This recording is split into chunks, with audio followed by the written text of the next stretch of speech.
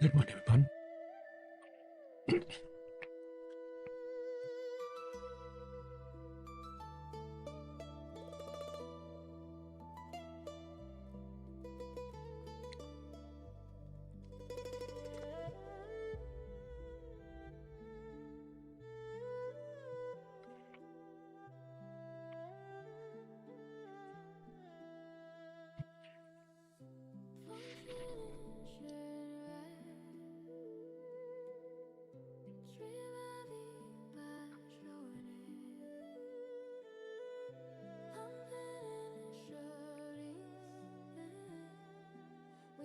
Not yet.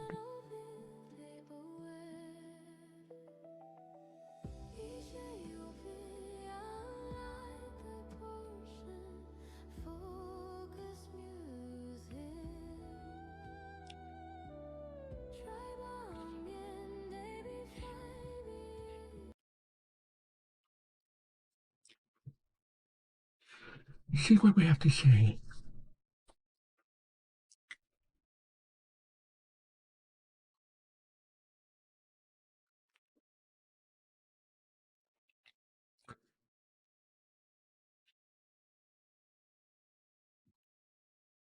To formulating a national monetary policy that helps maintain a healthy U.S. economy and a stable financial system. The board and the reserve banks together help ensure that consumer and community voices are heard at the central bank through consumer-focused outreach, research, and analysis. This helps keep the Federal Reserve's actions, policies, and decision-making attuned to what's going on in American households, communities, and businesses, which are the foundation of our economy. The third key Fed entity is the Federal Open Market Committee, or FOMC, which brings together representatives from the board and the reserve banks to consider the state of the U.S. economy and set a course for our monetary policy in a manner that seeks to promote an economy that works for all Americans. The 12-member FOMC establishes an appropriate position or stance for monetary policy to help move the economy towards two essential mandates set to the Fed by Congress, promoting maximum employment and price stability. This occurs mainly through the FOMC's influence on interest rates and credit conditions, which can significantly impact financial conditions, including economic productivity and even spending and investment decisions by households, communities, and businesses. Working together, these three key Fed entities and the unique Federal Reserve System structure established by Congress more than a century ago help promote conditions resulting in a strong, healthy, and sustainable economy. For more information on how the Fed functions, visit federalreserve.gov and click on About the Fed. Across the United States, the Federal Reserve, through its Federal Reserve Education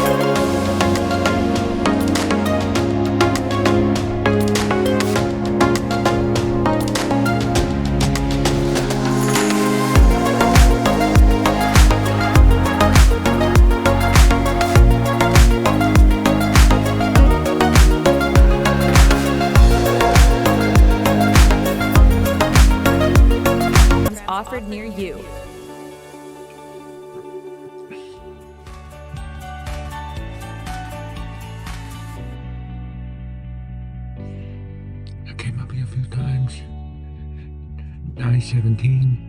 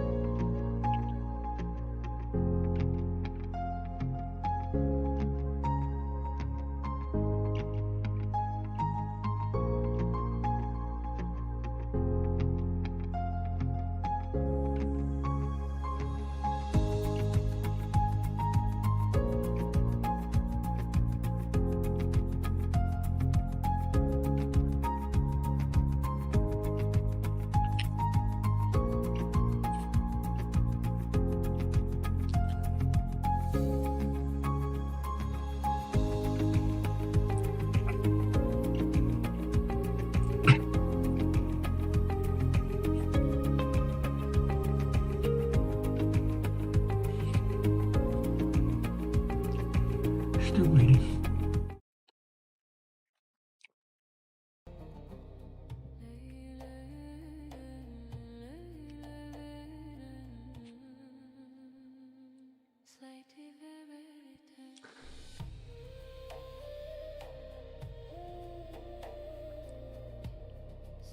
$8.50.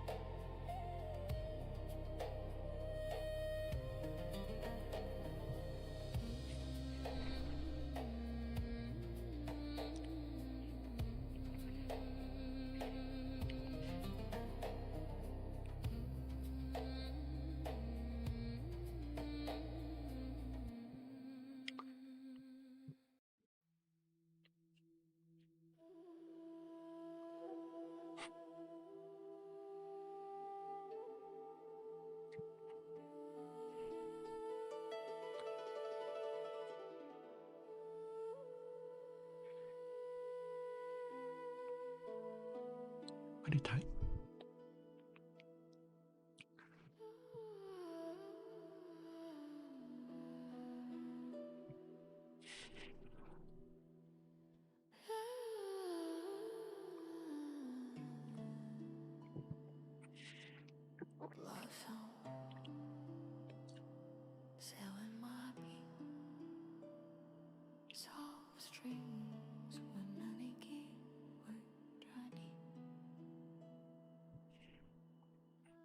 $80.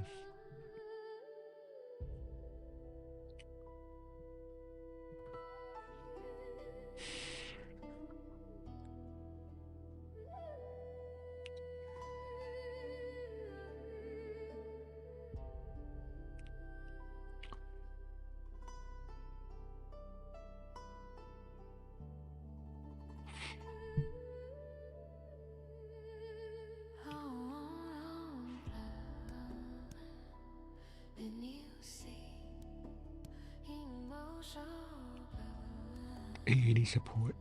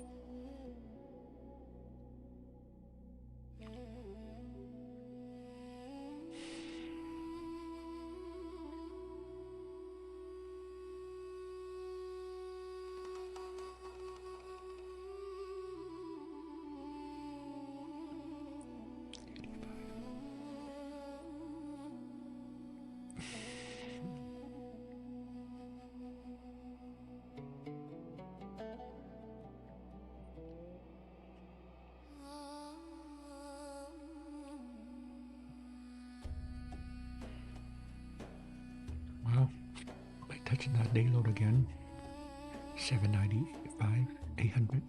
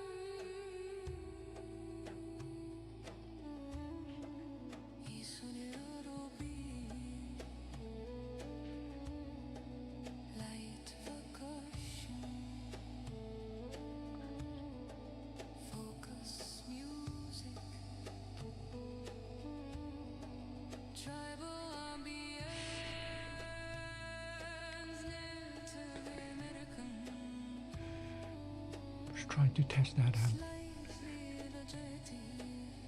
80 again. 80.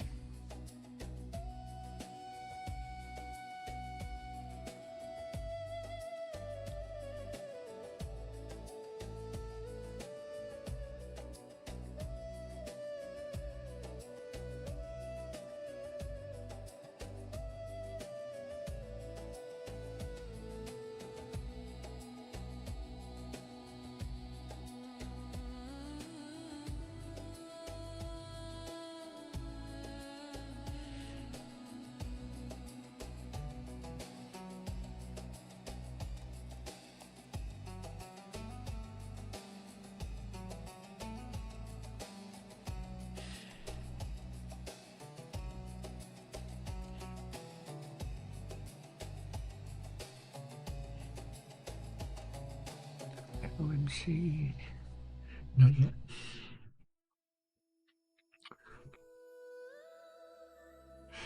Nothing going on yet.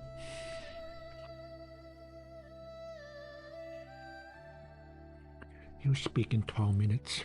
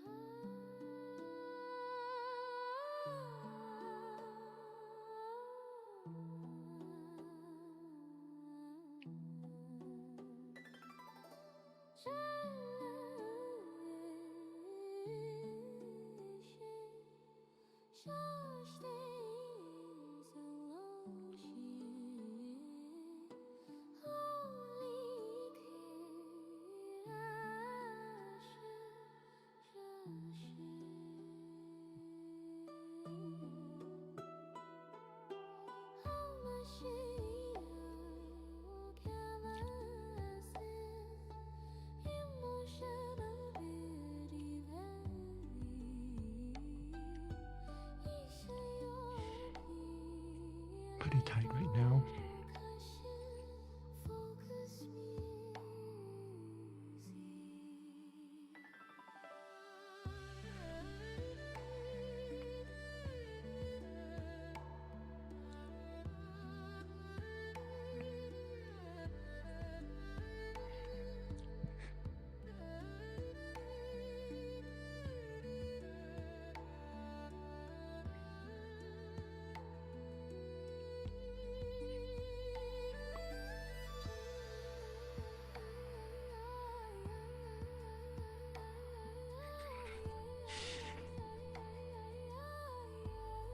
$50.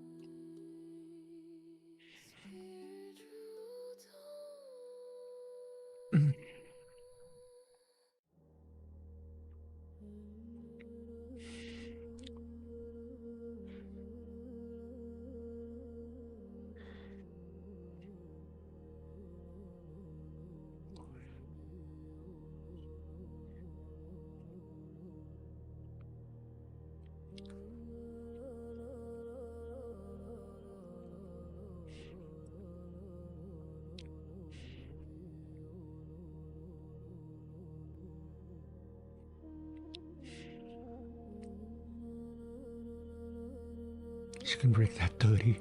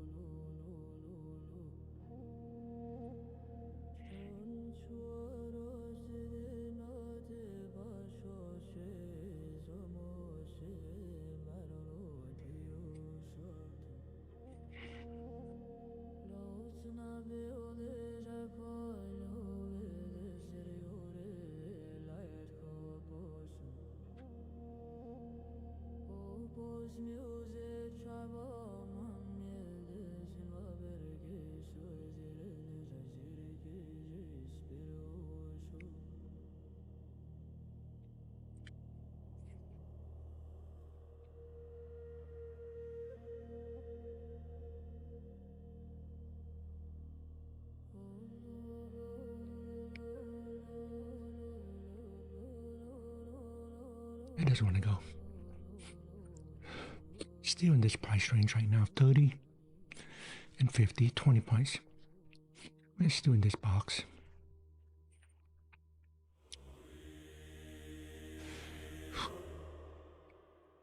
Trading my eval today.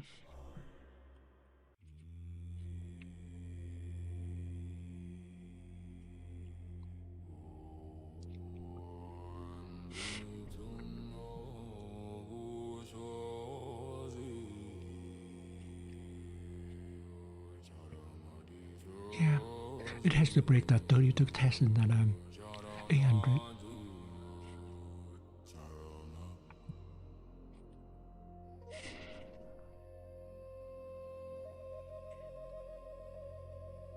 Yep, buyers tap in at 830. I don't mind to short it again, but get micro. Hard stop 15 points.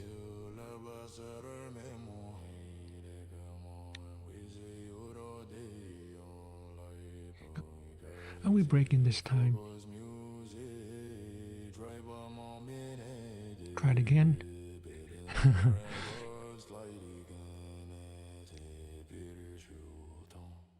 Man, it has to go now. Might take 4 points hit.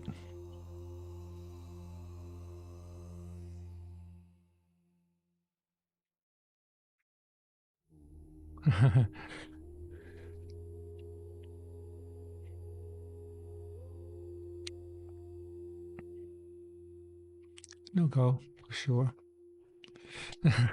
Crazy. Okay, no go.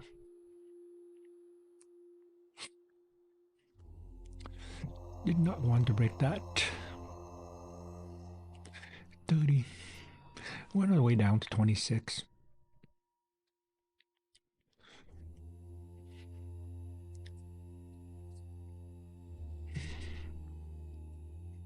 Yeah, I went, what, 3 times? No go, for sure. We're holding at 830.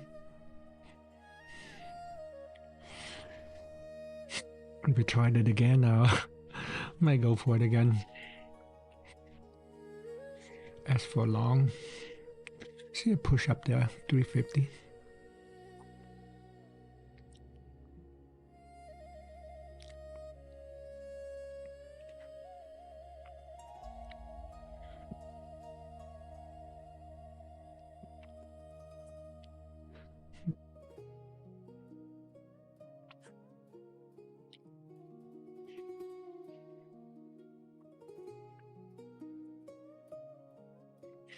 Okay, let's go and see the FOMC.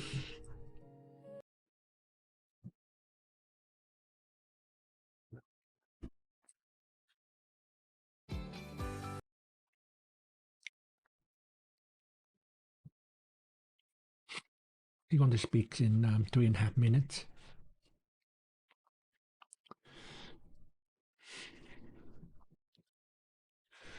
Three and a half minutes.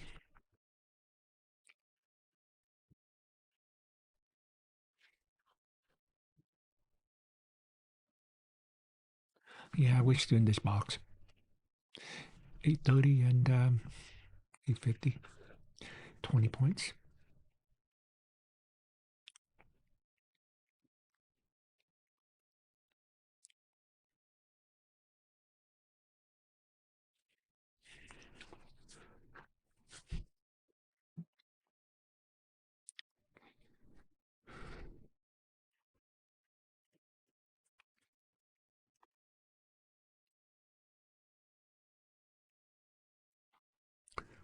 Waiting.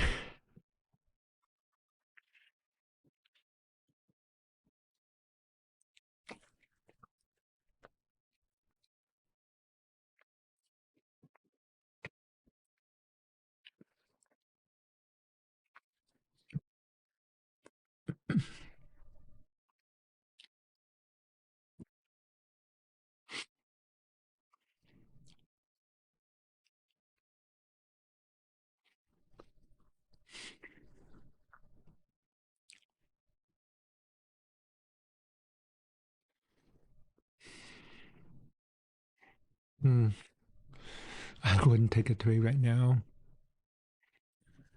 He'll speak in a minute, minute and a half.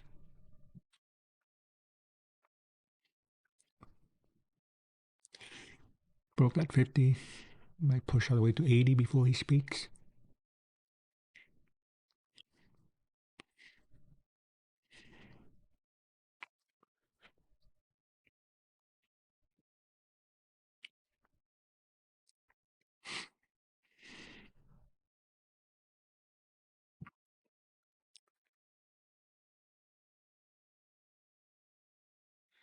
I got back to 50 again.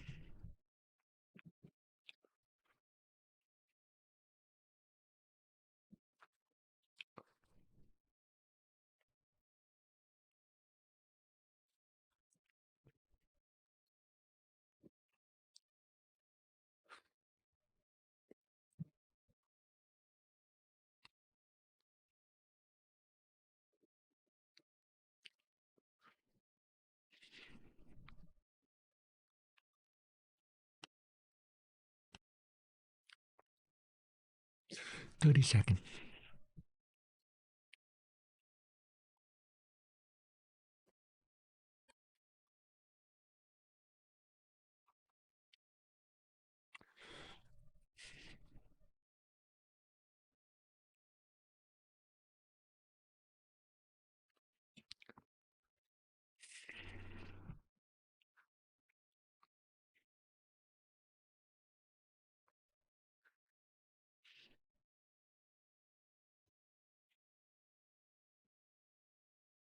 Here we go.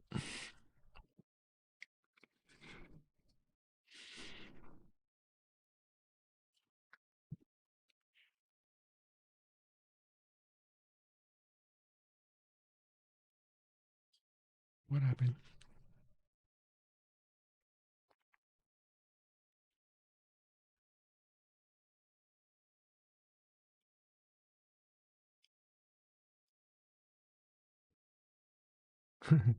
What the?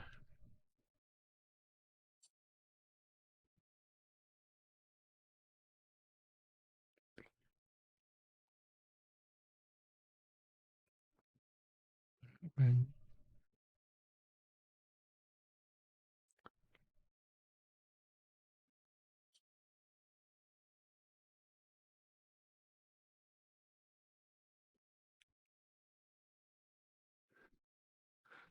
That's not showing anything.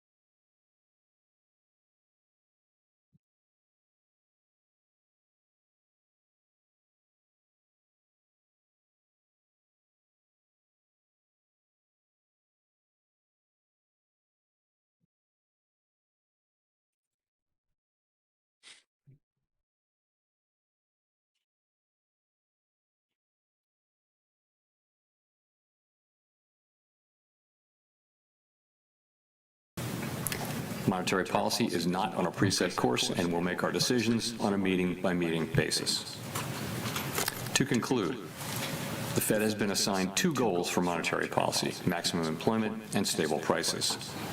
We remain committed to supporting maximum employment, bringing inflation sustainably to our 2% goal, and keeping longer-term inflation expectations well anchored. Our success in delivering on these goals matters to all Americans. We at the Fed will continue to do our jobs with objectivity, integrity, and a deep commitment to serve the American people. Thank you, and I look forward to your questions. Thank you. Colby Smith of the New York Times. There's been some debate about whether the Fed should look through the inflation that will come from higher oil prices stemming from the Middle East conflict. Is that the right approach at this juncture? And to what extent does the fact that inflation has been above target for roughly 5 years now influence the committee's thinking around this? So, first let me say we're well aware of the performance of inflation over the last few years and how a series of shocks have interrupted progress that we've made over time. And that happened most recently with tariffs, and now there will be some effects on inflation coming forward. The thing that's really important that we see this year is progress on inflation through a reduction in goods inflation as the one-time effects on prices of tariffs go through the system, go through the economy. That's the main thing we're looking for going into this exercise. And we need to be seeing that to sort of understand that we actually are making progress, because on net we didn't make progress. And if you look at total inflation, total core inflation, it's about 3%, and some big chunk of that, between 1/2 and 3/4, is actually tariffs. So we're looking for progress on that. The question of whether we look through the energy inflation doesn't really arise until we have kind of checked that box. It, of course, is kind of standard learning that you look through energy shocks, but that's always been dependent on inflation expectations remaining well anchored, and I think now it's also dependent on what you mentioned, which is that broader context of 5 years now of inflation above target. We have to keep all of those things in mind, and the question of looking through when it does arise will be one to approach not lightly, but in the context that you mentioned.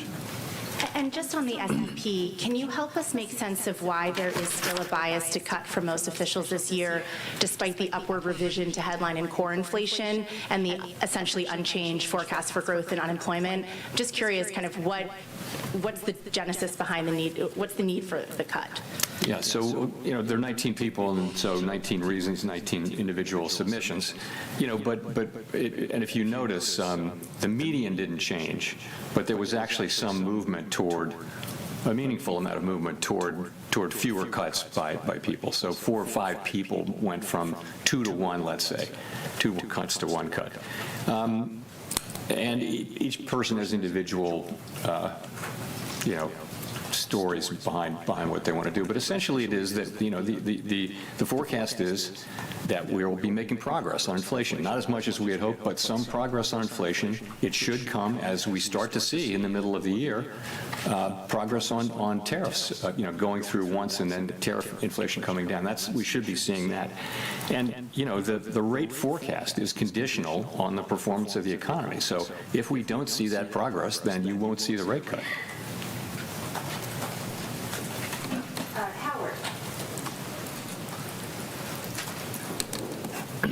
Thank you. Howard Schneider with Reuters. Just to follow up a little bit and to be clear, is the higher inflation penciled in here for 2026 solely the result of the oil shock or something else? So that's going to be part of it. But, that wouldn't be most of core, right? So the oil shock for sure shows up here. Some of that will be in core as well. But yes, but no, there's also just the feeling that we haven't seen, the progress that we had hoped for on core goods and on tariffs and on the rest of it. So for whatever reason, people did write up their inflation forecast. That will certainly be tied to events in the Middle East and the price of oil, but it's also, I think, a reflection of the slow progress we've seen on tariffs, which we believe we will see. It's just a question of how long it takes for them to get all the way through the economy, and it just takes some time. Right. And is the lack of change in the SEPs, again, just to explicate this a little bit, more due to the expectation that the oil portion of this will pass through, or more out of concern that there is a potential blow to consumption and growth coming in the form of wealth effects with the stock market down, in the form of gas prices, diverting spending from other parts of the economy? So I didn't get the second part of your question. The consumer's going to be potentially diverting money to gasoline from other parts of the economy. There could be a growth shock or a redistribution of spending there that can hit consumption, wealth effects as well. I guess I'm wondering, is the rate forecast not changing because you think the oil shock is going to be temporary, or because you want to be sure you're positioned in case growth starts to slow? So the thing I really want to emphasize is that nobody knows. The economics effect could be bigger, they could be smaller, they could be much smaller or much bigger. We just don't know. So people are writing down something that seems to make sense to them, but have no conviction that to your point, if we have if we have a long period of much higher gas prices, that's going to weigh on consumption. That'll weigh on disposable personal income, and it'll weigh on consumption. But we don't know if that's going to happen. It's something quite different than that. We might have much lower than expected pass-through. So people write down, this is one of those SEPs where a number of people mentioned if we were ever going to skip an SEP, this would be a good one, because we just don't know. So I wouldn't say there's a conviction that this is going to go through quickly or not quickly. It's just you got to write something down, and this is something that is that people wrote down. So we don't debate how long. How do you do that? We wouldn't be able to debate what the length of or size of these effects would be. We just have to kind of make an individual statement. And also, what you've written down before you'll be reluctant to move too far away from that, just because you don't know. It's so unclear what the direction from this particular end will be. Meanwhile, the the growth has been solid, and inflation, the overshoot is mainly from the goods and tariffs. And, the labor market the unemployment rate, of course, is little changed since September. You have a very, very low break-even rate, apparently, for new jobs with little growth in either demand or supply. But the U.S. economy is doing, pretty well. It's just we don't know what the effects of this will be, and really no one does. How's it going? Mr. Chair, in the past, the staff has suggested that higher oil prices, they have a hit to consumption, which Howard was talking about, but that's somewhat offset by increases to domestic production. I wonder if you could talk about that dynamic, especially to the extent that how much U.S. production is happening right now. So the first thing is there is, the original thinking, the long-standing thinking, put it that way, is that you do look through energy shocks. But as I mentioned, that's conditioned on inflation expectations and that kind of thing. So, sorry, your question was? What the staff is saying about, and has said in the past. Yeah. So there'd be an offset. Offsets, yeah. So that's true. We're a net exporter of energy, right? So any effects on employment and economic activity and spending would be offset to some extent by the fact that our oil companies will be more profitable and they may even do more drilling. If you ask oil companies about doing more drilling, though, they're going to want to see, a consistent rate rise in oil prices from where they were before the buildup for the war, and they're going to want to believe that that's going to be persistent for a fairly long time. So they're not sitting there waiting for oil to go over $70 a barrel, and then they're going to start drilling or whatever. They're going to make a reasoned, careful judgment that we're going to have higher oil prices for an extended period, meaningfully higher. So I wouldn't say there's much of that happening. Really small. Not much of it happening now, but some of that could happen over time if you see that. But so the net of the oil shock will still be some downward pressure on spending and employment and upward pressure on inflation, of course. If I could just follow up on Colby's question, how much do you worry that having looked through tariff inflation and inflation running above target and looking through the oil price shock would undermine the credibility of your commitment to the 2% target? We have to do our analysis and think these things through carefully, but of course that's on everyone's mind. We're well aware of the history, but you don't want to overreact to that. You want to make the best judgment you can based on the facts. I don't think we're going to let it color our decision-making more than is appropriate. It's more the thought that it's been 5 years, and we've actually had, we had the tariff shock, we had the pandemic, and now we have an energy shock of some size and duration. We don't know what that's going to be, actually. And, it's one of those things where it's a repeated set of things, and you worry that that's the kind of thing that can cause trouble for inflation expectations, and so we worry a lot about that, and we are very strongly committed to doing what it takes to keep inflation expectations anchored at 2%. And I think it's important that we do that. Very important. Nick.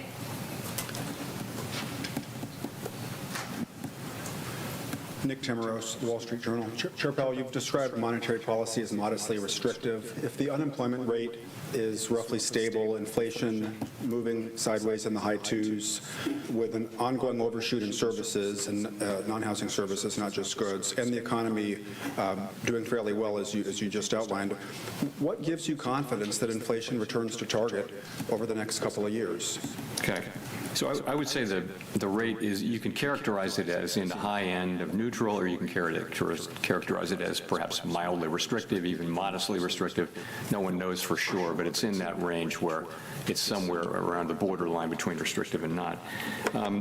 Remember that a big part of the disinflation we're looking for is just the runoff of when tariffs are put into place. Of course, what they do is they raise prices to some extent, to the extent those prices the tariffs are paid by consumers on a one-time basis. And we're waiting for that process. It takes 8, 9, 10, 11 months, a year to go through.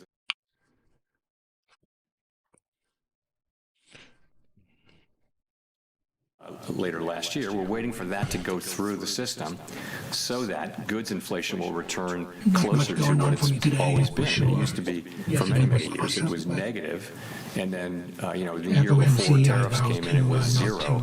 And it's running at like 2% now. So, and so that's kind of goods inflation is running at 2%. So that's not coming from standard Phillips curve restrictive restrictive policy. It's coming from the runoff of a one-time thing. We also think it's important, though, to keep policy either mildly restrictive or close to that, but not too restrictive because of the weakness in the downside risk in the labor market. We are balancing these two goals in a situation where the risks to the labor market are to the downside, which would call for lower rates, and the risks to inflation are to the upside, which would call for higher rates or not cutting anyway. So we're in a difficult situation, and we feel like our framework calls on us to balance the risks, and we feel like where we are now, which is kind of on that borderline, the higher borderline of restrictive versus not restrictive, we feel like that's the right place to be. Can I ask about core non-housing services, though? Because there's some people who think that it hasn't come down very much, if at all, over the past year. If wage growth has come down, if the labor market has loosened, why has non-housing services inflation maybe been slower to follow? That's a good question. It's frustrating. Non-housing services they basically moved sideways for a year. They're at the same level, and we do expect that they will come down. But it's a bunch of idiosyncratic things. But at the same time, that is one of the things we should be seeing, because to your point, the labor market is clearly not a source of inflationary pressures, and that should really matter for non-housing services. But we're not seeing progress there. So we do, what we expect for next year is what we want to see for this year, rather, is continued progress on housing services, finally seeing that, the goods inflation come back down because the one-time effects of tariffs are through, and then also get some help from non-housing services. That's what we'd like to see. But it's a good question why we didn't see much of that last year. Thanks, Chair Powell. Edward Lawrence with Fox Business. So in December, we saw employment numbers revised down to negative 17,000. January revised down. February posted a loss of 92,000. Is the employment side a far greater risk than the inflation side? Because we are seeing inflation, CPI is close to 2%. PCE has ticked down overall. It's really, I wouldn't say that. I wouldn't say that that's clear at all, that one is more at risk than the other. So you can point to the unemployment rate being stable, and, in a world where both supply and demand for workers have come down very, very sharply over the course of the past year due to immigration policy largely, a ratio is going to be a better thing to look at than job creation, for example. So, and the ratio is the unemployment rate, and it's been stable since September. So that tells you that. Inflation, you can. We're at 3.0% core. Inflation 2.8% headline. So we've been well above the 2%, that amount, whatever it is, 0.7, 0.8, or a full percentage point above 2% for some time. And that's a concern. We need to get back down to 2%. And we need to keep focused on that, even though we do now face some new inflation from energy. So I'd be hard-pressed to say that one of them is obviously more at risk than the other. And if I may, what happens if there's no Federal Reserve Chairman confirmed on May 15th? Would you stay on? So if my successor is not confirmed by the end of my term as chair, I would serve as chair pro tem until he is confirmed. That is what the law calls for. That's what we've done on several occasions, including involving me, and it's what we're going to do in this situation. And while I'm at it, on the question whether I will leave while the investigation is ongoing, I have no intention of leaving the board until the investigation is well and truly over, with transparency and finality. And I would refer you to the statement that was in the Fed's brief that you all have seen, and I won't have anything more for you on that. On the question of whether I will then continue to serve as a governor after my term ends and after the investigation is over, I have not made that decision yet. And I will make that decision based on what I think is best for the institution and for the people we serve. Figuring you probably were going to set the dominoes off there, Edward. And I'm not going to have any more to say on those issues, by the way. Thank you very much. Claire Jones from the Financial Times. People have drawn quite a few historical parallels with the current situation. We've seen oil price shocks in the past. Some people have said the first Gulf War and the Fed's response to that, where there was a focus on the growth risks, is the right parallel. To what extent would you agree with that, and to what extent would you think we're in a different place today? Thank you. You know, it's really hard to say until we see the situation, the actual situation. In some circumstances, that might be the right case. In fact, for example, if we do see the kinds of disinflationary progress that we expect to see due to tariffs that I mentioned, I think it's hard to say, and it will depend to some extent on the size and duration of the effects we're seeing on prices, and it will depend a lot on what we can see in inflation expectations. And just one follow-up, if I may, just on the BLS report that was mentioned briefly there. It doesn't seem from the projections or from the comments you've made today about the unemployment rate and focusing on that your view on the labour market story, to a large part being a supply-side story, has changed despite the quite negative number in February. Would that be the right take, and was there anyone else in the room who thought differently, and that the February jobs report was cause for concern? So I think you have to take the two together. You know, in a way, the January report was a positive surprise, and the February report was a negative surprise. If you put them together, you get something in the middle, and I think you have to really, as you do, I'm sure, realize there was a strike and there was weather, and that's about 80,000 of the negative effect total on the February report. Notwithstanding that, so what do you see if you take a step back overall? There are a number of indicators that suggest a degree of stability, but the thing that I think good number of people on the committee are concerned about is just the very, very low level of job creation. If you adjust what has been the trend job creation over the past, let's say, 6 months, if you adjust that for what we think, our staff thinks, is the overstatement due to overcounting, effectively there's zero net job creation in the private sector. But actually that looks like that's about what the economy needs in terms of dealing with very, very low, non-existent, really, growth in the labor force, which, of course, we've never had in our history. So you've got a sort of a zero employment growth equilibrium. Now that's balance, okay, but you know, I would say it does have a feel of downside risk, and it's not kind of a really comfortable balance. So you know, we look at that, we see it, we get it, and I mean, everybody understands the arithmetic, and that's you can say the break even is zero. But nonetheless, it's something we're watching carefully, and you know, are concerned about. But ultimately, though, you can argue that it's a consequence of deliberate policy, which is really the changes to immigration. This is 1 hour time frame. 1 hour. Where's my hold right here? 50. That's 1 hour time frame. Go back. Yep, 750. Come back and retest in that 750 again, so I can get in for long.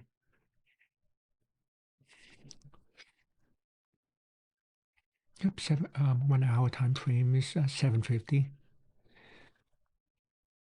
At the minimum, go back and retest in that 58.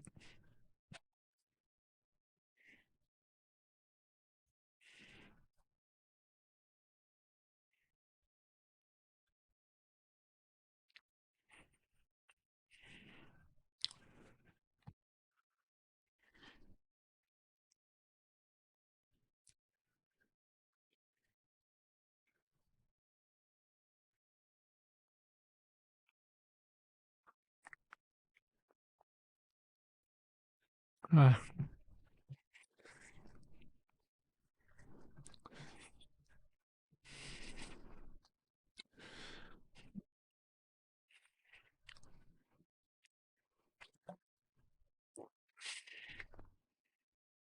see 750, so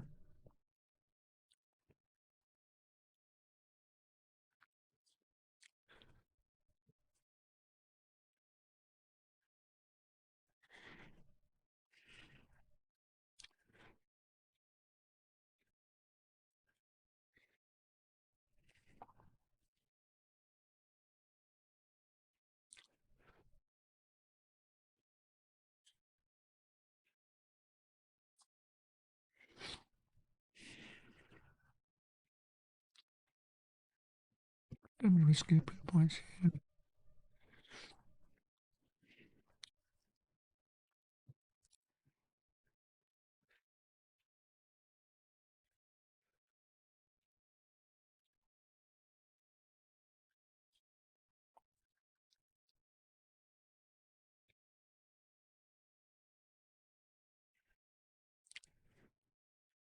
$7.50 has to hold.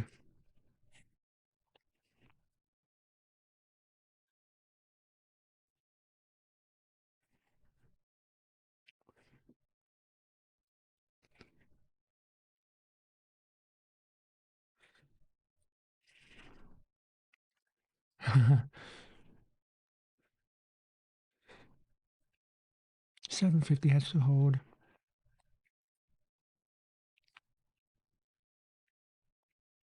Ay.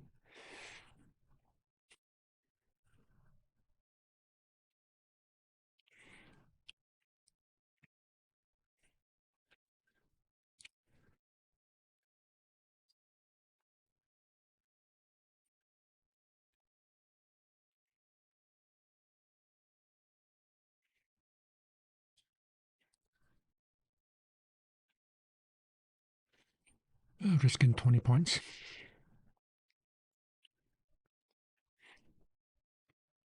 Yep, 750 hold. Go to 60 now. Add.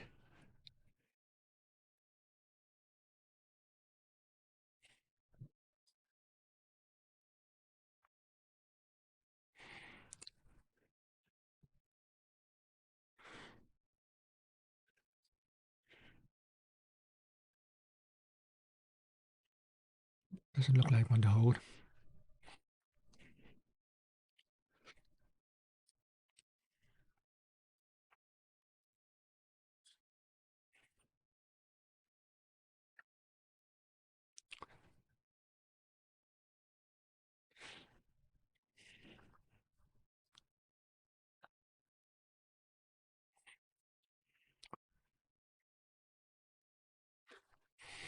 It looks like they want to take me out.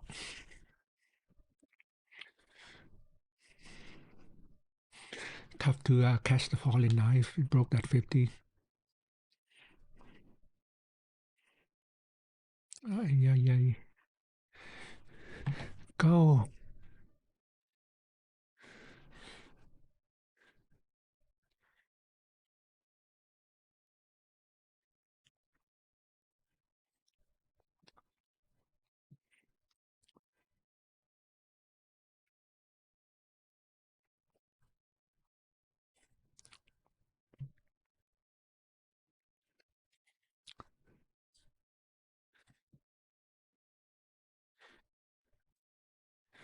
Okay, 750. Come on. Stay above that 750.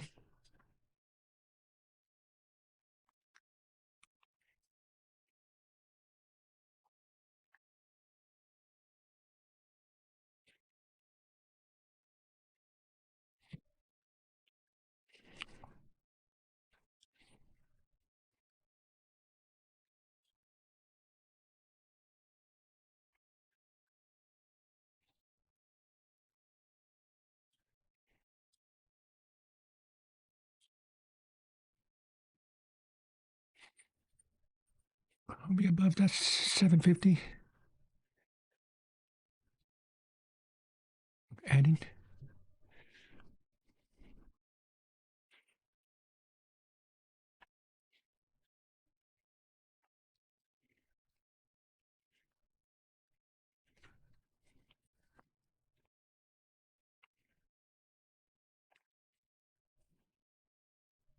We'll go.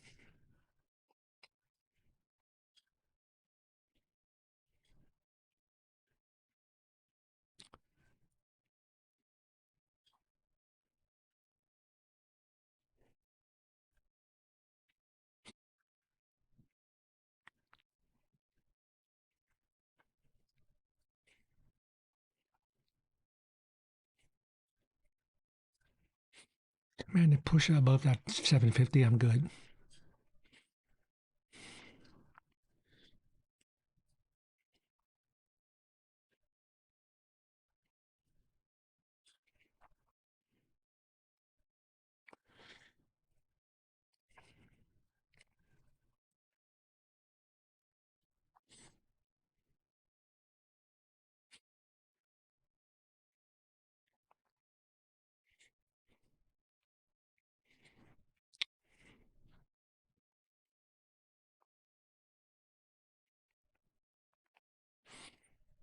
pretty tight. Come on, let's push it.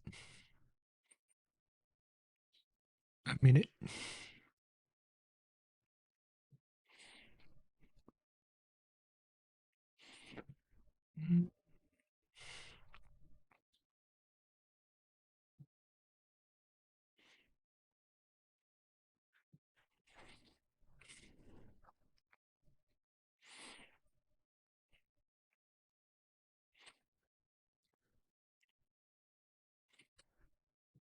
Hold your horses.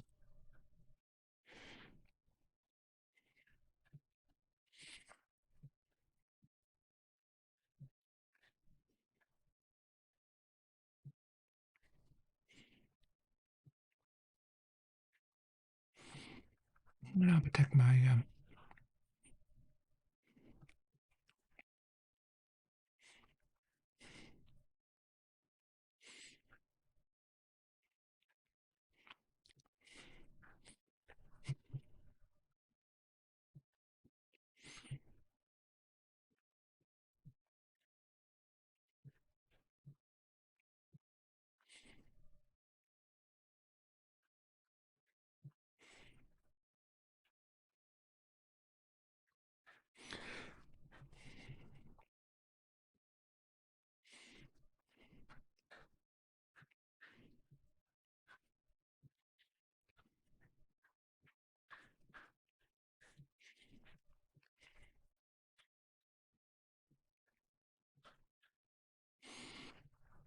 hold your horses.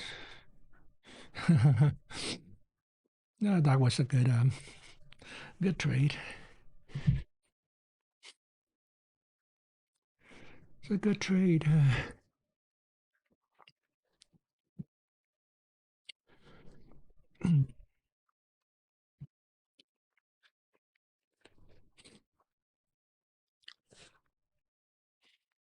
Okay. We always say we're going to learn more by the next meeting, and usually we do, but in this case, we're going to learn a lot because we're going to learn 6 weeks to the day till the next meeting. And, you know, we're going to see whether what happens is it's going to be very important for the way the economy looks and the way the outlook evolves with what happens in the Middle East. That's going to be a big factor, and we'll know that then. I don't know how it's going to affect our thinking. I really don't. And you know, we did talk about alternative scenarios a little bit, but it's just, I wouldn't bring that in here. It's very uncertain, and I just want to remember that we don't know, and we shouldn't assume it's going to be one thing or another. We're going to see. Yeah, it looked like So that. is it a matter of you don't know how Below the the situation table, itself is the, going to evolve, or even if in things remain as they are, the 750. economy could still remain relatively durable in face of them? Yeah, that's true too. No, I mean, the U.S. economy has just, you know, it's been strong through a whole bunch of challenges. I mean, if you go back to 2023 when we raised rates a lot in 22 and 23, and close to 100% of economists called for a recession, which didn't happen. In fact, 2023 was a really strong year. So the U.S. economy has really been just doing pretty well through a lot of significant challenges over the past few years. It's been amazing to see. And I don't know what's going to happen in the next intermeeting cycle, and I don't know what's going to happen in the Middle East. I wouldn't want to speculate.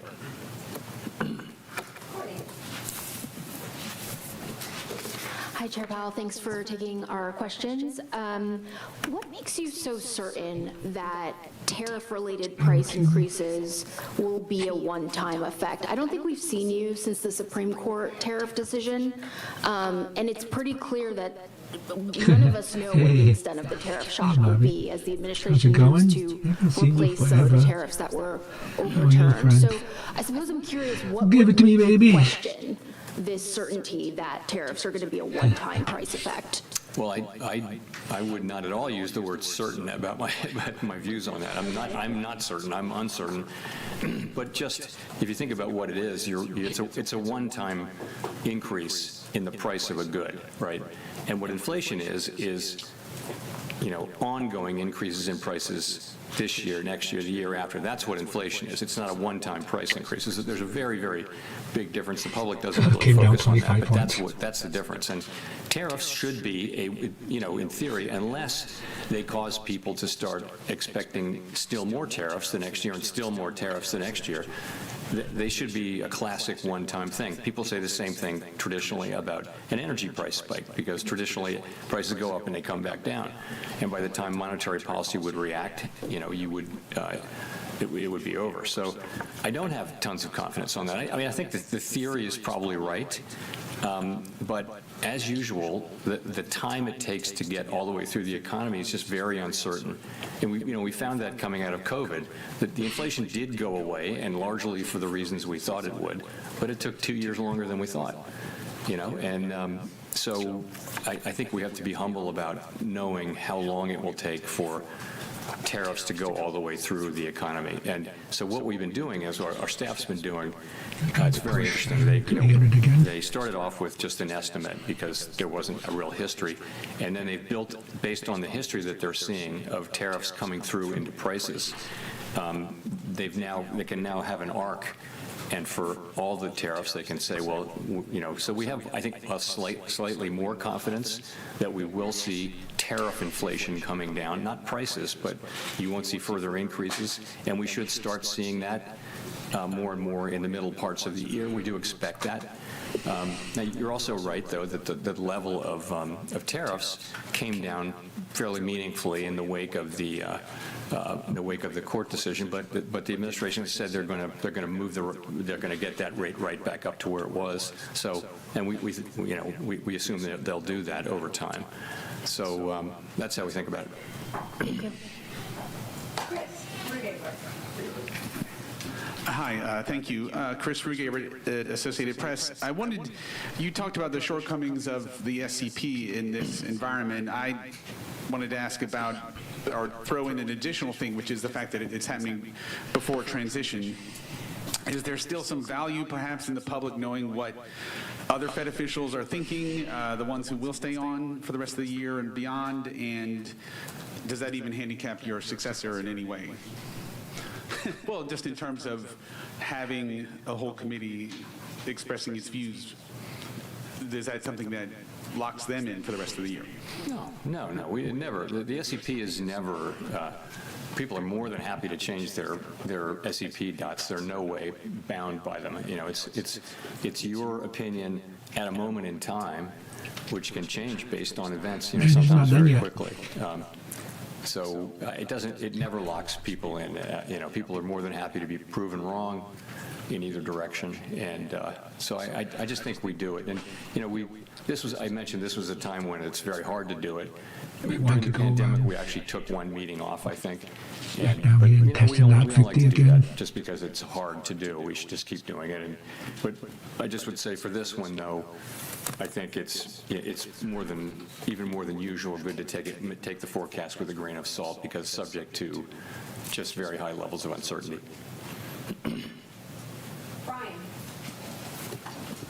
Hi, Chair Powell. Brian Chung with NBC News. So you mentioned at the beginning of this conversation that you're well aware of the history of inflation running above target. It seems like that might be what's underpinning the affordability problem that we're hearing a lot about on Main Street. Are there any signs to you that that's impacting the psychology of the consumer, especially given that they're a big driver of overall economic activity? I'm not sure what that's all about, but I'll tell you what I think and what we see in surveys, and that is, there were big price increases all around the world, by the way. Everywhere in countries like the United States had basically the same kind of thing. It was a global inflation coming out of the pandemic, and everywhere people are feeling like real wages have been going up in the United States now for 3 years, roughly. But people are not feeling good about it yet, and it will take some years of positive real earning gains for people to feel good again, we think. But you're right. But when you talk to people, they do feel squeezed, and there are areas where prices are still going up, like insurance. Various different kinds of insurance are getting more and more expensive, and that's just catching up really from inflationary pressures that take a while to get to the price, into the price. So we take it very seriously. We don't dismiss it at all. It's a very real thing from the standpoint of what people are experiencing, and you know, what it does for us is, you know, makes us even more committed, if that's possible, to getting inflation back to 2% on a sustained basis. How does the Fed's independence play into the ability to address affordability? Well, independence is what allows us to do our jobs, and you know, stable prices is half of our mandate. It's one of our two mandates. 6, 7 points. That's it. Point being the other. I mean, look at every advanced economy that looks anything like the United States, anywhere in the world, in a market economy, in a democracy, and you'll see retesting that 50, you know, pretty much, and break that 50.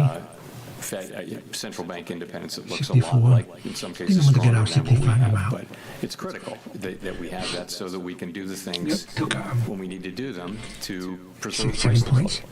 And it's an accepted standard practice, and I think has a lot of support, certainly in Congress, which is where our oversight is in Congress. Yeah. And you see that among Democrats and counting for it Republicans to in the House. retesting that 50, perhaps break that 50 and testing that day low. But Hi, Chair Powell. Richard Escobedo at CBS News. Thanks for doing this. Two questions. One, how high would oil prices and broader inflation have to go, and for how long, for the committee to consider hiking rates? And then secondly, diesel prices are rising faster than gas prices. Well, that's a good question. How concerned are you that the increase in diesel might drive up food and goods prices and lead to broader inflation? Yeah, I'm not going to give you an example or a specific answer on the first question. You know, we're prepared to do what needs to be done, but I wouldn't want to hypothesize about what that might be. You know, in terms of diesel prices. So your question there is, are we concerned about it?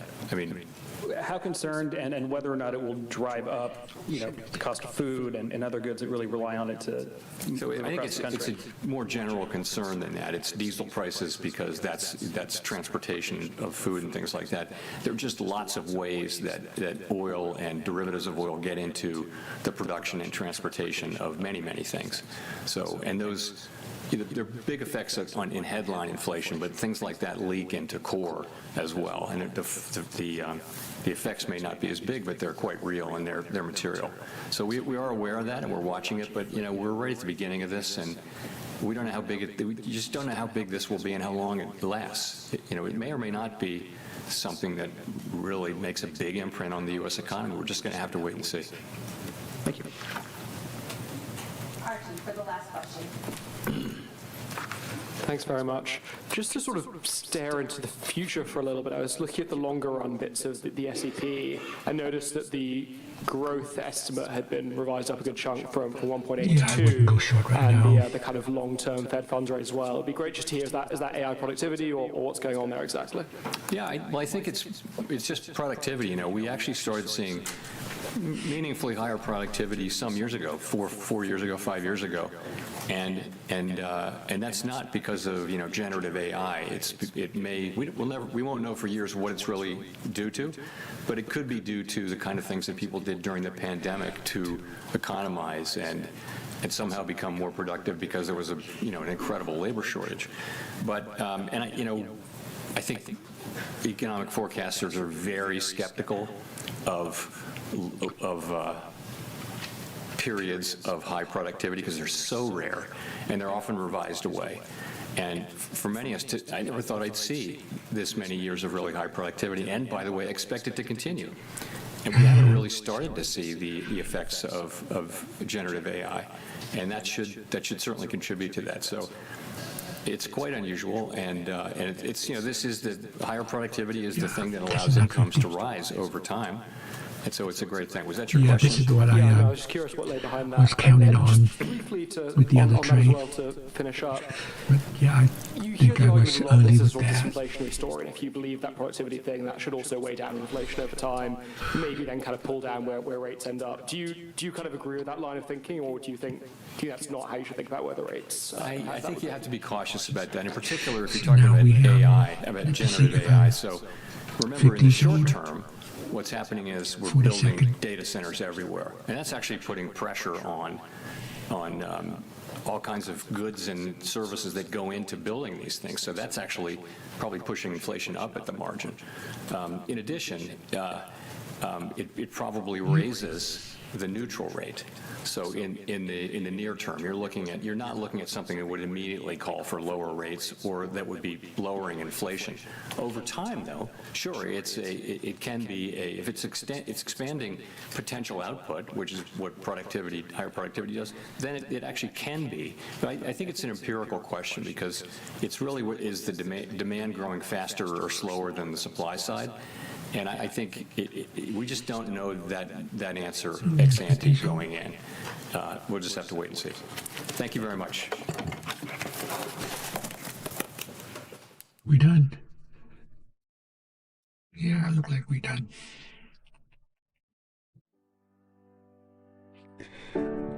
We done, you guys. We done. He's done. Yeah.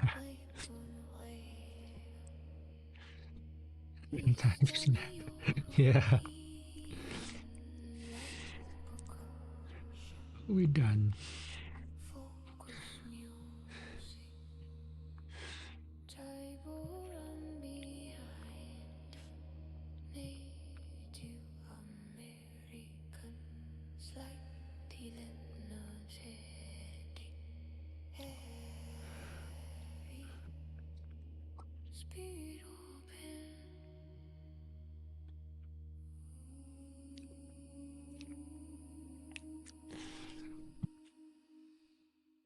Yeah, I trade my eval today.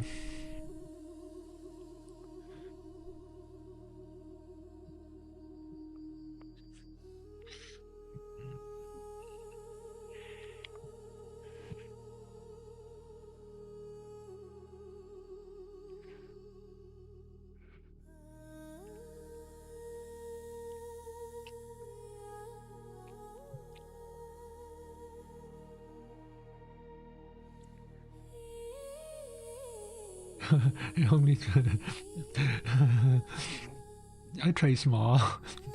Yeah. Yeah, these by today. I have not traded my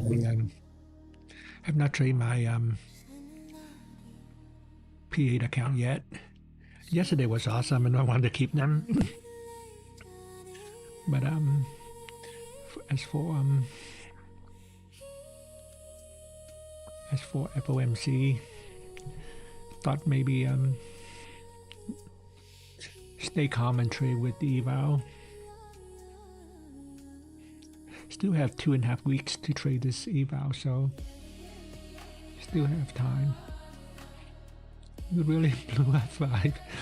Oh man, pretty quick.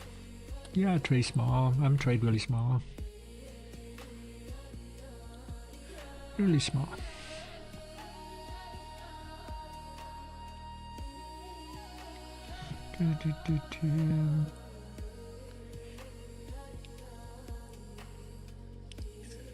Really small. Wow.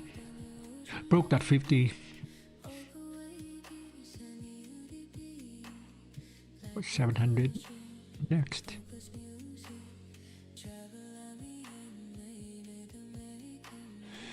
We're in trouble.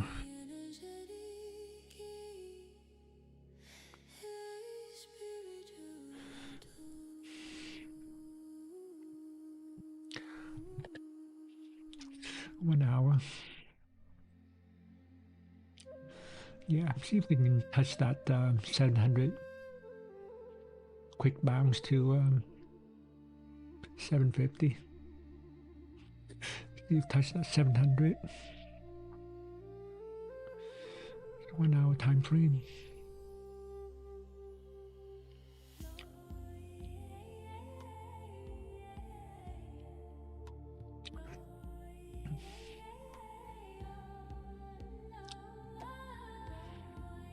$97.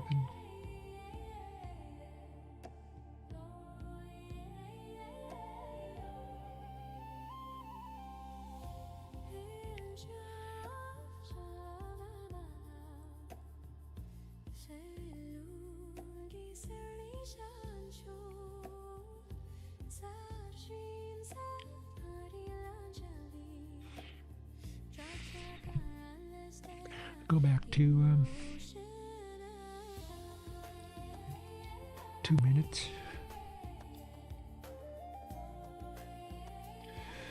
2 minutes time frame.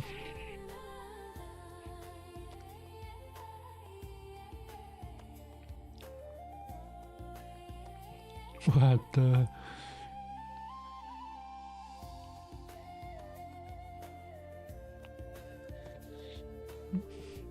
Yep, might want to touch that 700, 97, 695, 700.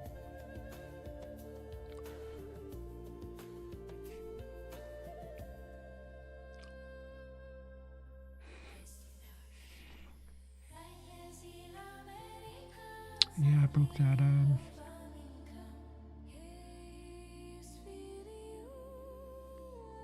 50.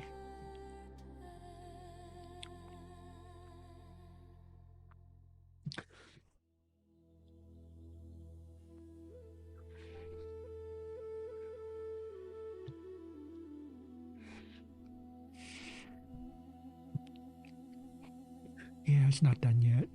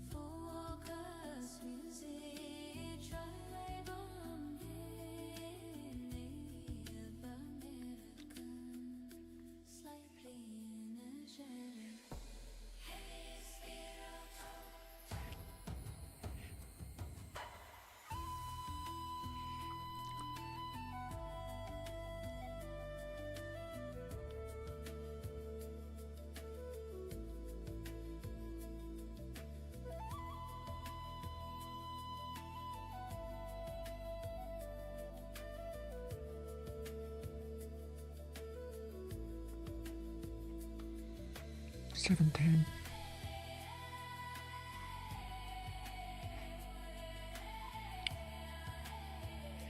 Support 700.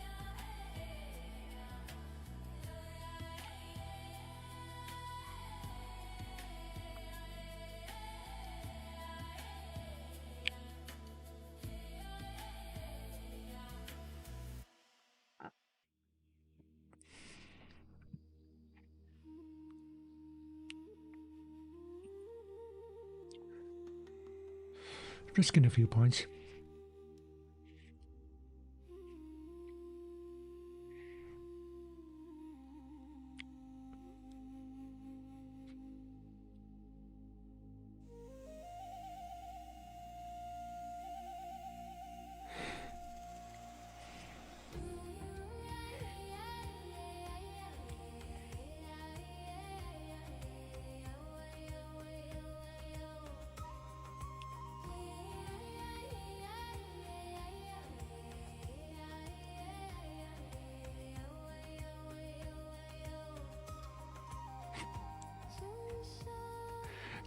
Tough to catch that falling knife, but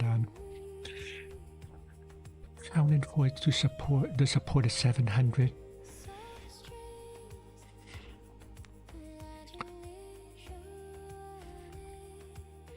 Yeah, the support is 700.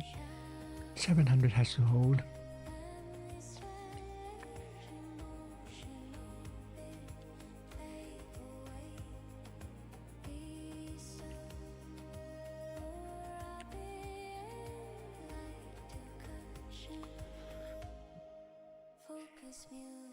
Yep, 700 has to hold.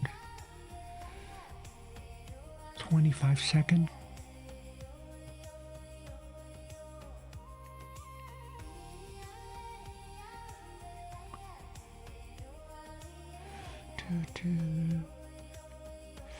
Yep, 710, 700 has to hold. If I push now, I'm going to add. Yep, if I push now, I'm going to add. I'm for sure. Go to 725, I'll add.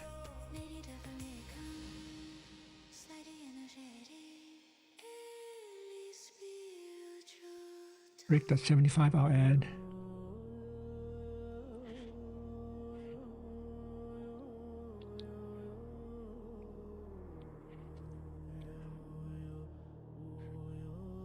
Yep, break that 25, I'll add.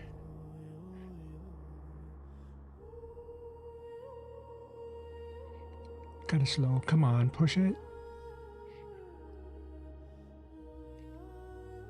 Adding.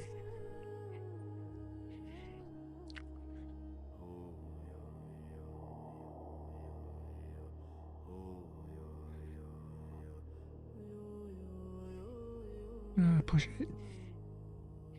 Here we go.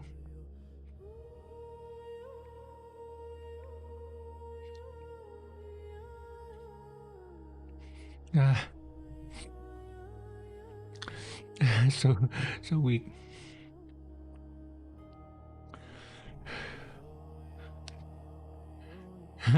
Yeah, but counting for it to hold at 700. That's a baseline, right? That's a support 700. So with that in mind, I predetermine my risk and go for it.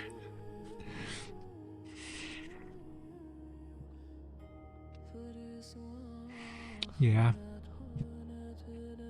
Again, 710, 700 has to hold to take a long, but look at this here. Doesn't look good. Yeah. See if 20 sold. Okay. I'm going to get out at 15, 7:15. What did I do? I meant to go long, but I pressed in the short. What the hell? I meant to go long. What did I press the short button for? The fuck? Okay, I guess I'm done. I meant to go long, and I pressed the short button. What the fuck?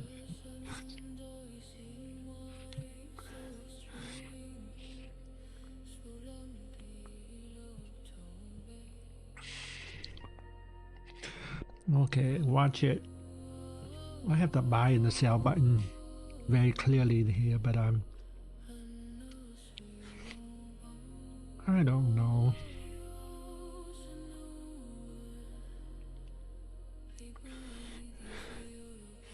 Very clearly, buy is the green button, sell in the red button. Why did I press that short for? Okay. Green button.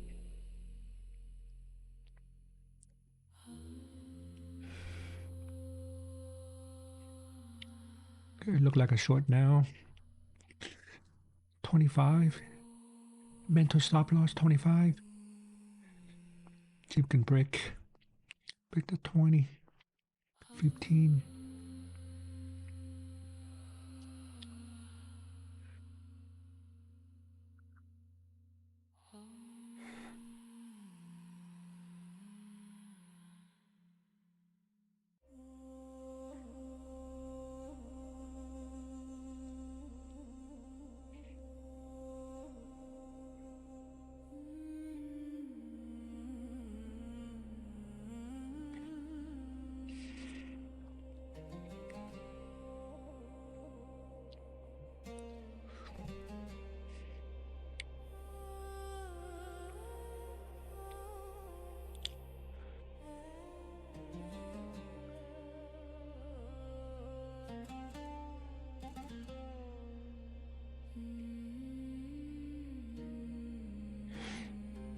go.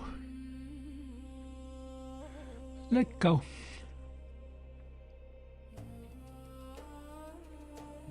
Beautiful, look at that. Don't come back. Go.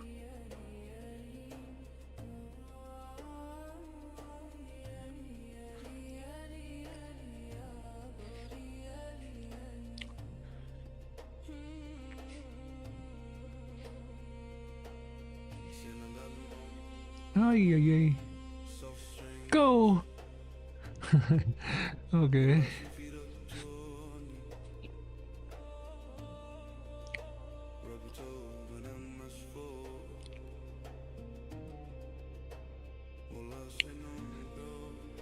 Pretty tight.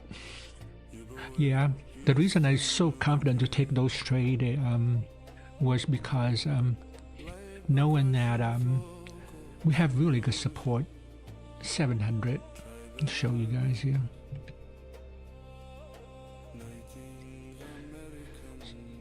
See right there on the 16, right on the 16, 700. Knowing this is my good support and knowing my risk, that was why I took those trades, risking 10, 15, maybe 20 points max.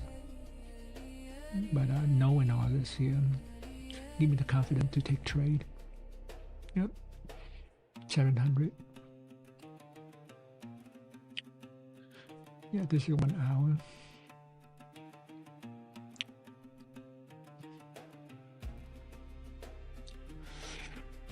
Wow, wow, look pretty good. Go back to 2 minutes now.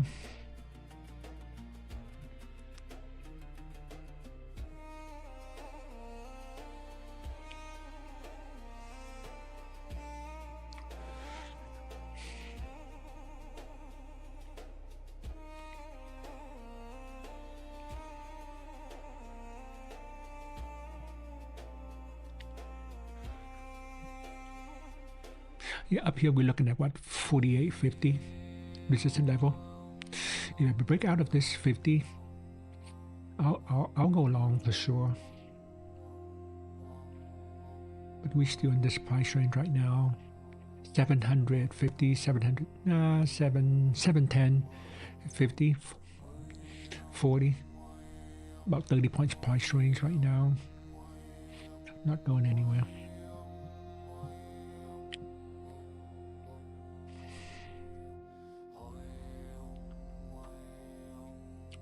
Yep, all in, no stop. Speaking of all in, let me go with 5 micro. Why trade with 2? I'll go with 5. Speed up the process. 5 micro.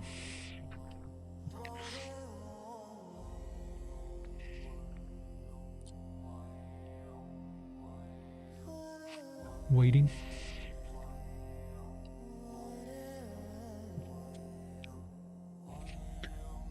Again.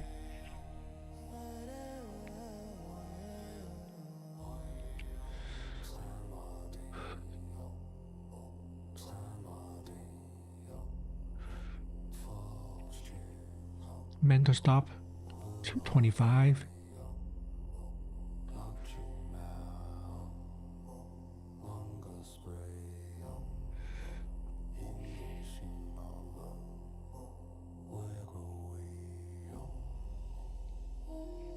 $17.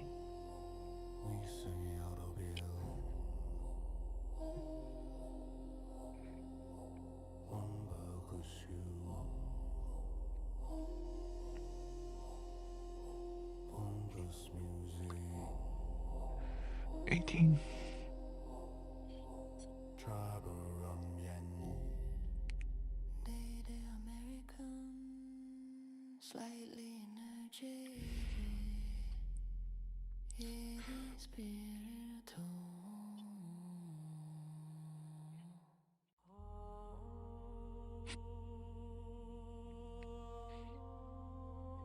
$17.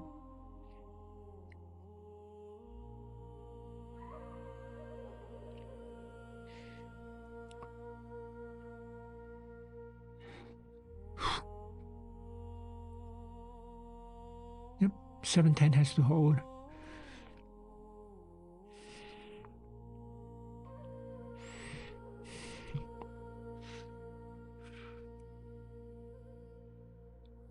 $13.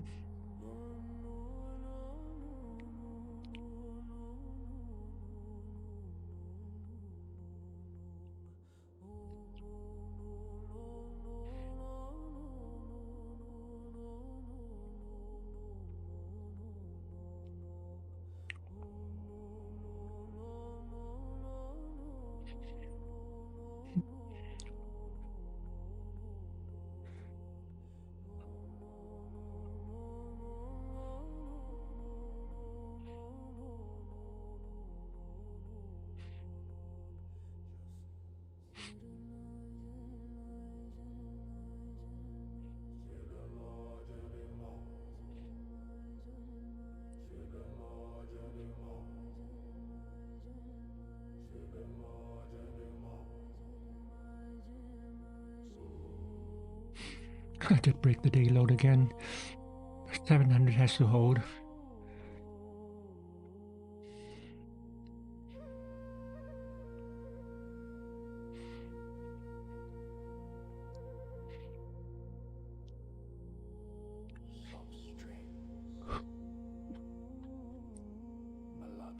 It's tough to go long. 700 has to hold. We have to break that 700, we can go a lot lower, 50 points. So 700 has to hold.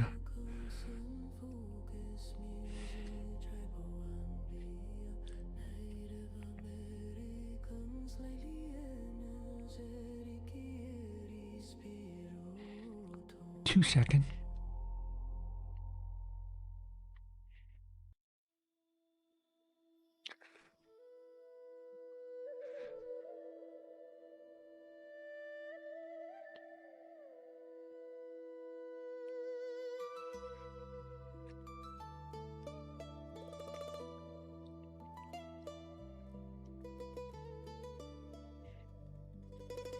Very tough here.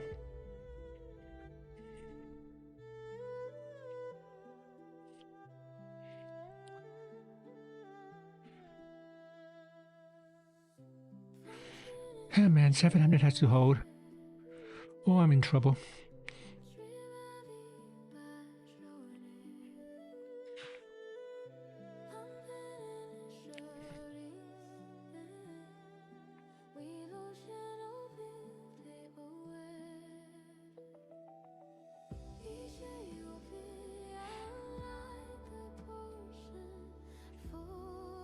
Hey, hold.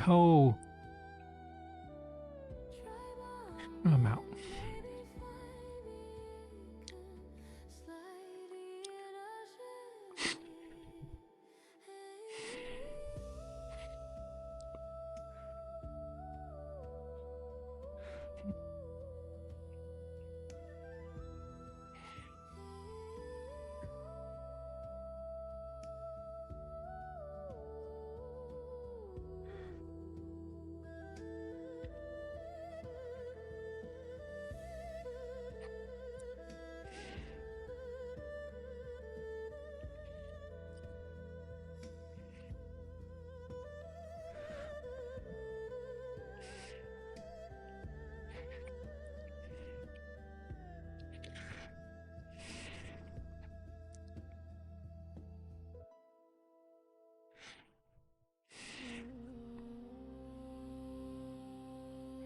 So we can go back to 700.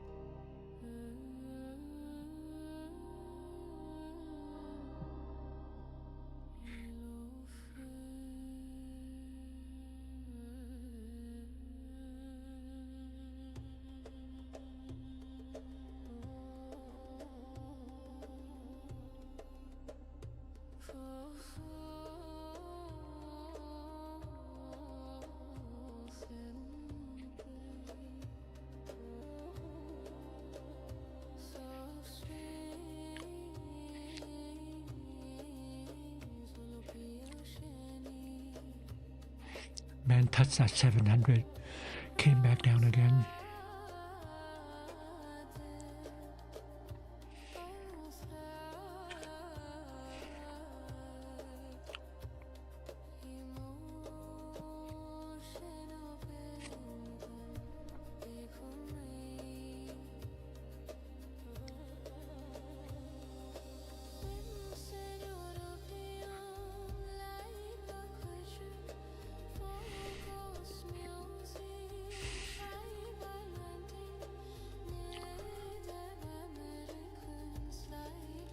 We're not in long. No.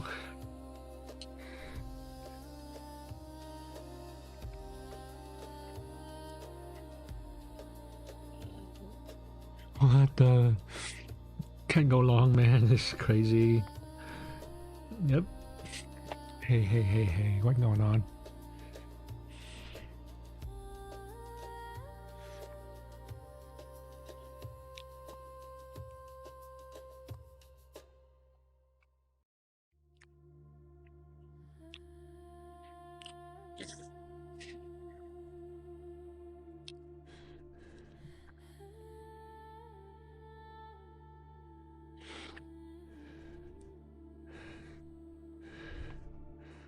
All year long, no stop.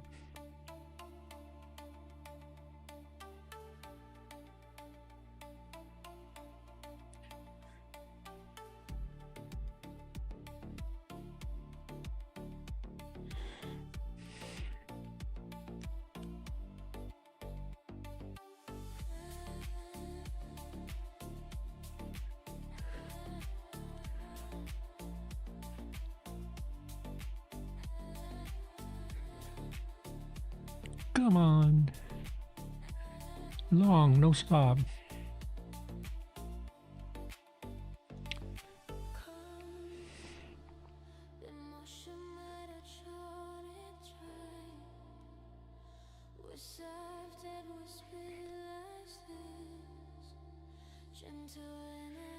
See if we can stay above that 75.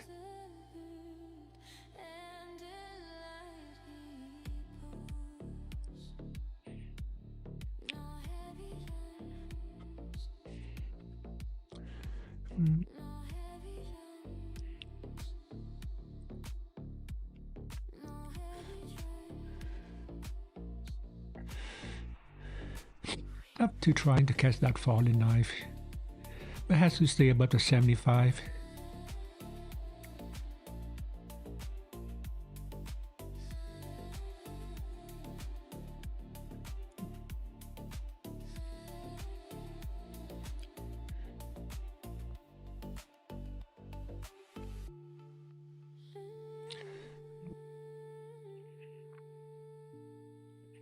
Wow, MOC in what?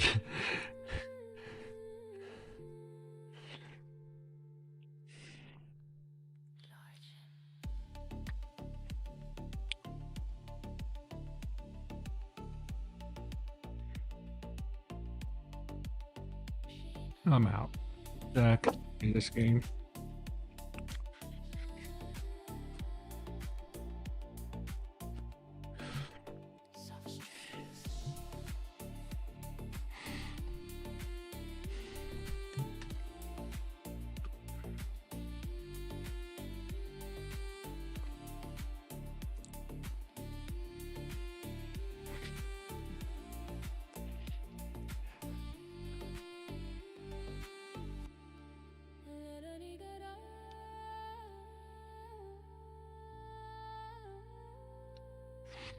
Yeah, 50.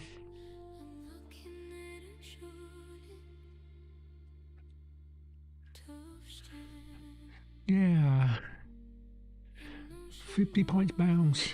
Come on.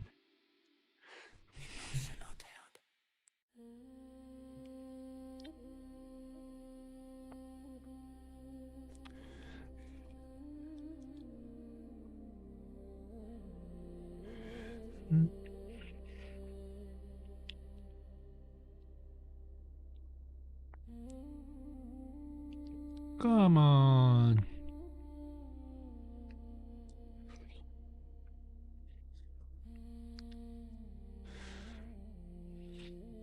Man, if stay above that 75, I'm good. But 675 has to stay above that. Oh, I'm have to get out for sure. Come on.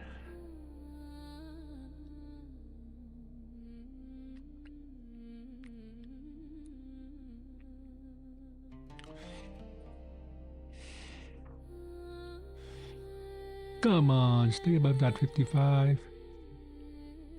75. Oh, I'm get out.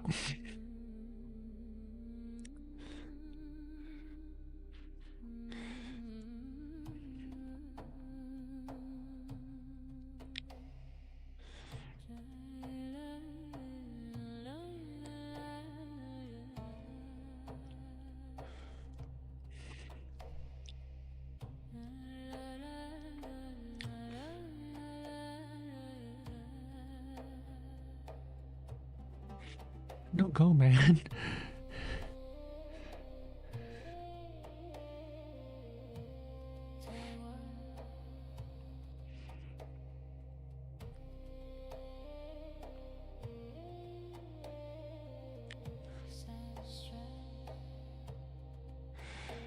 Okay, here we go.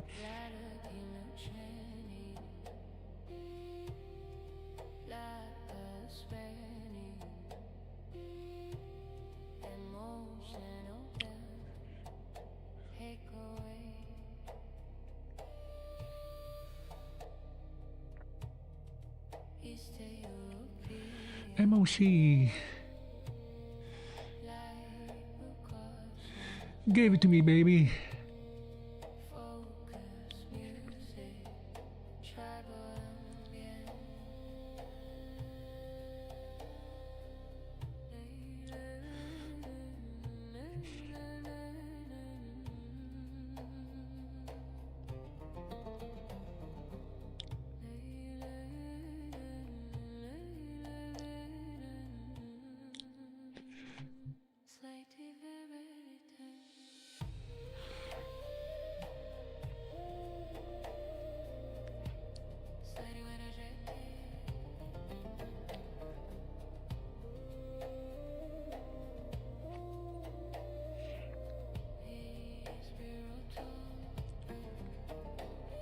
See if we can go back to that 700 again.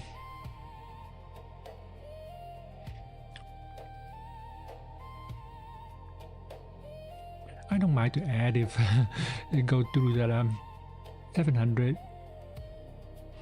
Down here I'm watching 74.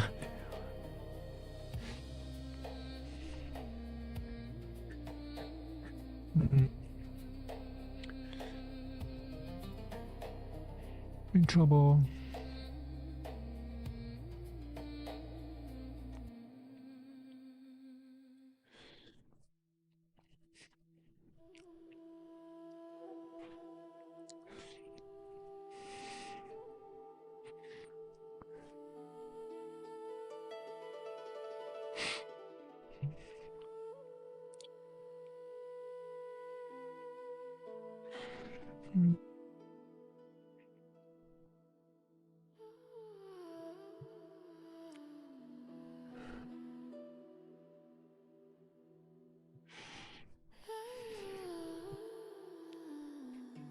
Yeah, it doesn't want to go.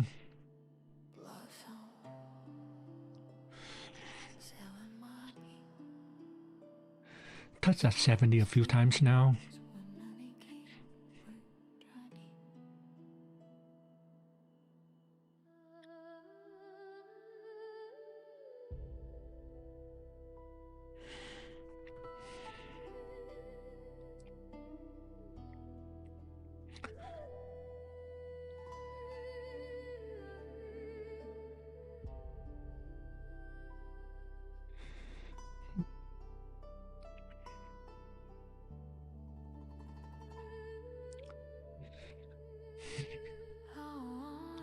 Yep, go do that 700 I'll add, but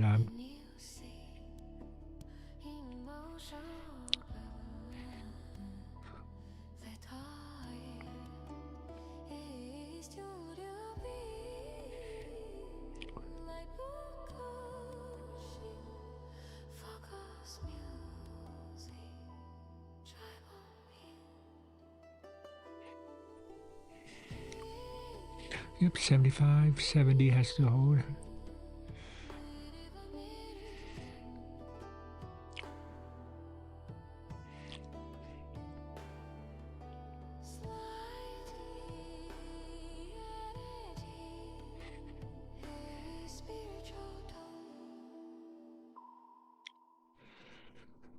Six more minutes to go.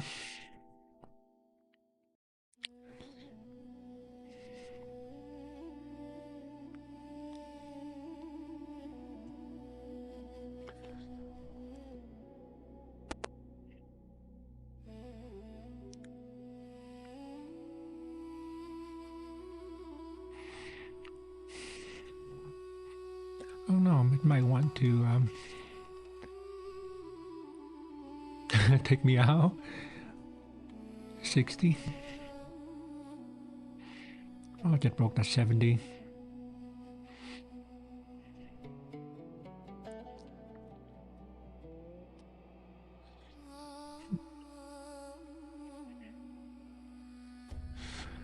It might want to go and retest in that 700. That would be awesome. 700, baby.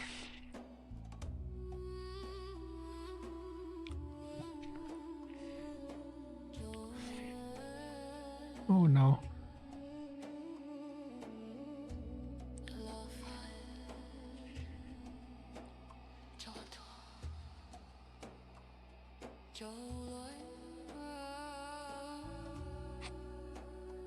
Oh wow.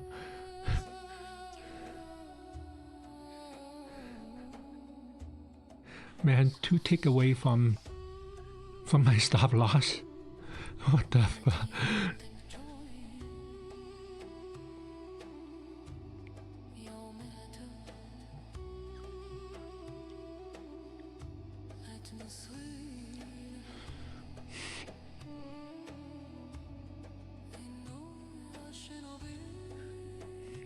Oh, so close. 1 to 2 tick away from my stop loss. What the?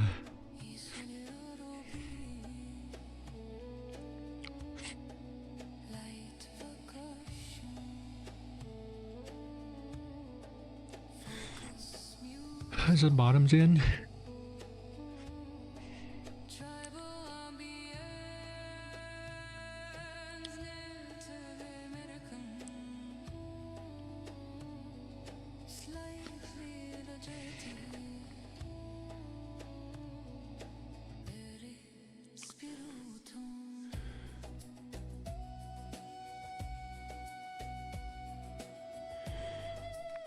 Here we go again.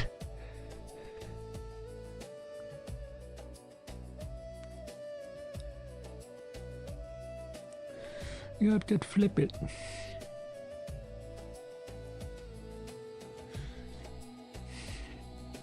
I'm waiting for it to soak and add. If it take me out at my stop loss, then I'm done for the day with this account. But if it can push, I'll add. But my hard stop is 20 points.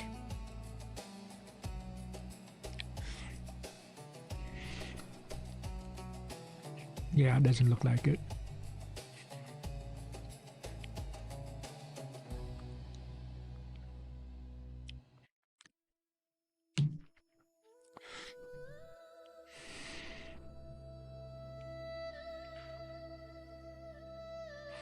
Yeah, it looked like want to go and take me out.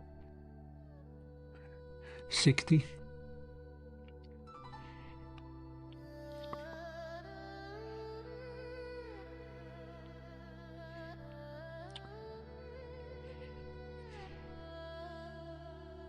Wow, second times, man. 2 ticks away. 2 ticks away from... Yeah. Yep, done with that. Trying to catch the falling knife, but no go. Anyway, that's the evals account. My eval account. Still have $1,500 to trade.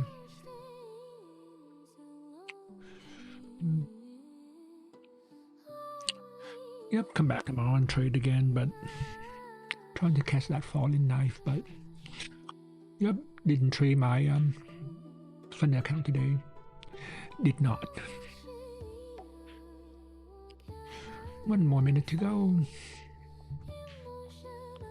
Yeah, with the new Apex account, I have $2,000 to trade. I have $1,500 left to trade, but that's fine. I was aggressive, that's for sure, but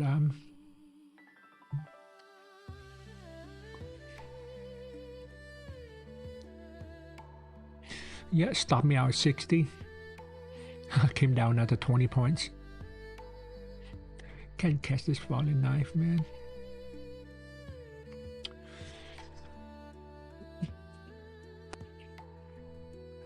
Yep.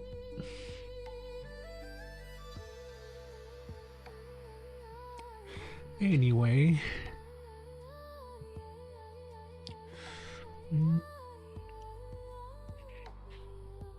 Go back to 60 again.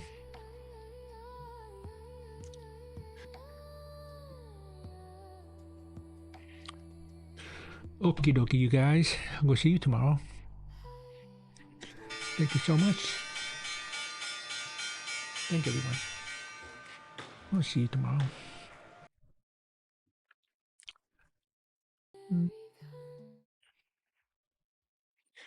See you tomorrow.